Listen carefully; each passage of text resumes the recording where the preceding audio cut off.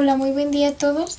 Yo soy Mariana Valadez y nosotros vamos a crear una circunferencia sobre el tema del porfiriato, ya que fue un tema muy impactante sobre la sociedad, ya que el porfiriato duró de 1876 a 1911. Crearemos una circunferencia y hablaremos sobre cada tema que se llevó a cabo sobre esa temporada o ese momento histórico. Cada persona que le tocó vivir o pasó sobre ese tiempo nos estará platicando algo sobre lo que pasó de sus vidas y cómo era que estaba tratándose el porfiriato en ese tiempo. Bueno. Hola, me llamo Juan, vivo en Cananea, Sonora, cerca de las minas donde trabajaba.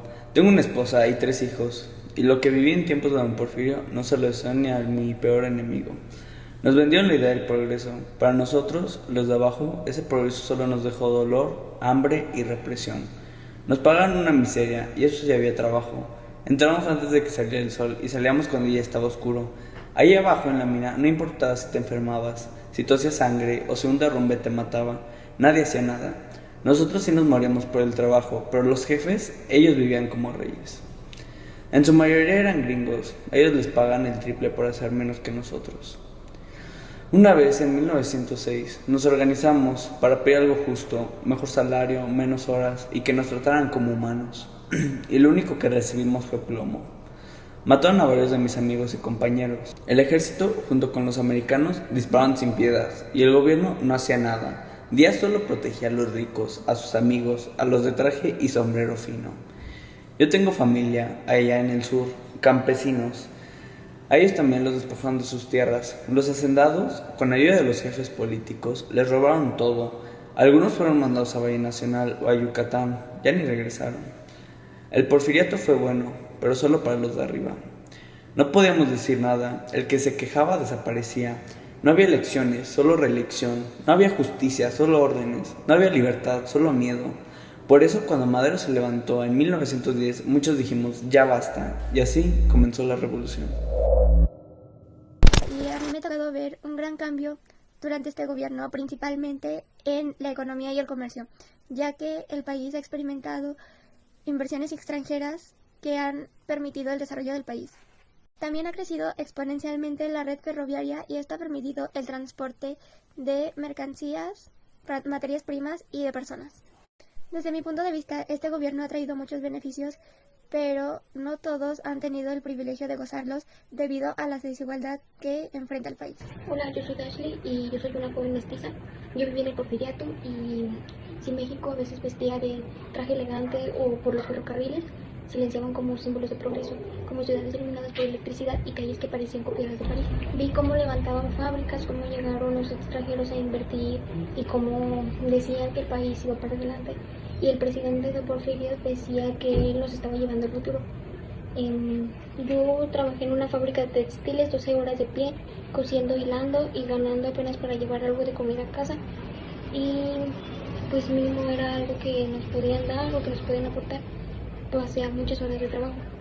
Sí, México cambió, pero no cambió igual para todos. Mis padres perdieron sus tierras, su campo, la hacienda se adueñó de todo. Mi hermano quedó atrapado como peón, debiendo más de lo que ganaba. También yo vi a mi país crecer, vi los trenes, las luces, las fábricas, cómo remodelaban, cómo los extranjeros venían y nos aportaban en algo, pero en base también nos afectaban. Pero también vi el dolor detrás de cada máquina, de cada uniforme. Algunos de nosotros sentíamos que al menos alguien nos admiraba desde el Palacio Nacional, que era la esposa del presidente. Ella apoyó a escuelas para mujeres, nos ayudó a unas a saber escribir, a leer, e incluso a mi hermana. Ella fue la que se enseñó a escribir su nombre y algunas letras del abecedario. Pero en medio de tanta injusticia, a veces sentíamos que doña Carmen nos tenía la mano, aunque fuera desde lo alto. Y ella pues nos apoyó en muchas cuestiones y nos daba como algunos recursos para poder apoyarnos en lo que ella podía, ya que el señor Porfirio nada más apoyaba a la gente que era como de clase alta pues, y no nos miraba a nosotros los obreros, que nosotros trabajamos por las tierras y aportábamos más que cualquier otra persona. Me llamo María Josefina. Nací el 12 de abril de 1878. Actualmente vivo en Oaxaca y estoy cansada de vivir callada. Dicen que México progresa, pero yo no veo nada de eso. Nosotros seguimos lavando en río, cocinando en leña, comiendo lo que podemos, mientras los ricos se dan la buena vida. Nosotros trabajamos de sol a sol para conseguir unas cuantas moneditas.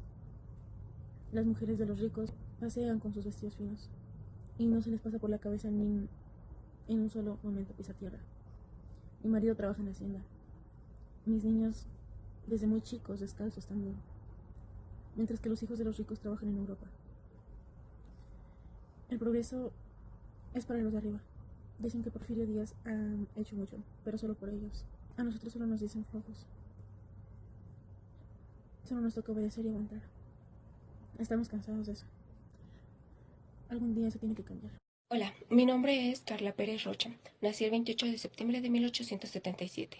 Estoy en el periodo del Porfiriato. Soy maestra y debo admitir que hubo buenas acciones.